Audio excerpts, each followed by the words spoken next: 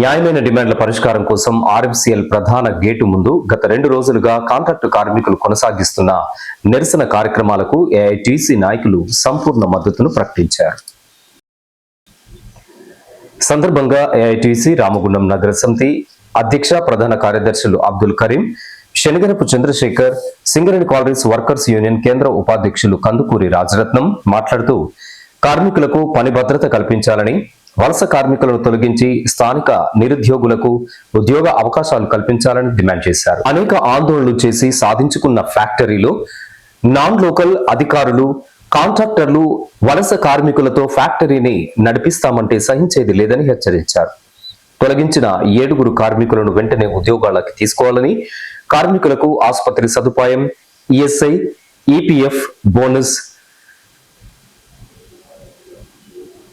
Height allowance, dust allowance, safety పరికరాలు, mineral water సౌకర్యం, కార్మికుల పిల్లలకు ఉచిత విద్యా సదుపాయం, పని ప్రదేశానికి కార్మికులను తీసుకొని పోవడానికి కన్వీనియన్స్ వెహికల్ సౌకర్యం కల్పించాలని డిమాండ్ చేశారు. ఆర్ఎఫ్సిఎల్ యజమానులారా, ఖబర్దార్ అని హెచ్చరిస్తున్నాం.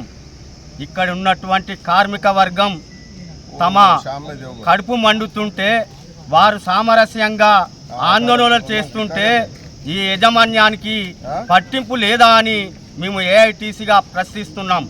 యజమానులారా, వెంటనే మీరు వెనుకకు వచ్చి కార్మిక వర్గాలతో చర్చలు జరిపి ఇక్కడ ఉన్నటువంటి కాంట్రాక్ట్ కార్మికులకు సమాన పనికి సమాన వేతనం, వారికి ఇచ్చేటువంటి అలవెన్సులు వెంటనే కల్పించాలి.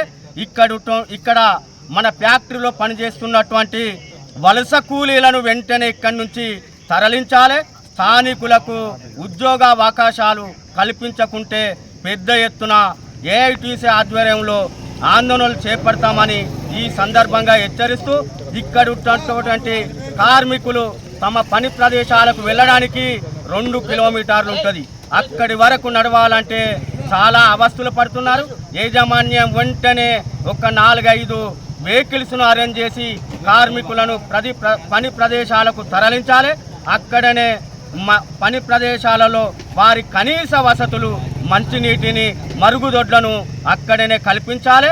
ఇక్కడ ఉన్నటువంటి కార్మిక వర్గాన్ని ఆదుకోకుంటే రేపటి నుంచి దశల వారి ఆందోళనలతోని ఆర్ఎఫ్సిఎల్ ఫ్యాక్టరీని మొత్తం ముట్టడించి దిగ్బంధం చేస్తామని ఏఐటీసీ పక్షాన విజ్ఞప్తి చేస్తూ, ఇక్కడ ఉన్నటువంటి కార్మిక వర్గానికి ఎల్లవేళ ఏఐటీసీ అండగా ఉంటుందని, మీ పోరాటానికి ఎప్పుడు మేము అందుబాటులో ఉంటామని, కార్మికులకు అండగా ఏఐటీసీ ఉంటుందని తెలియపరుస్తూ ఈ కార్యక్రమంలో పాల్గొన్న వారందరికీ విప్లవ జేజేలు పలుకుతున్నాం.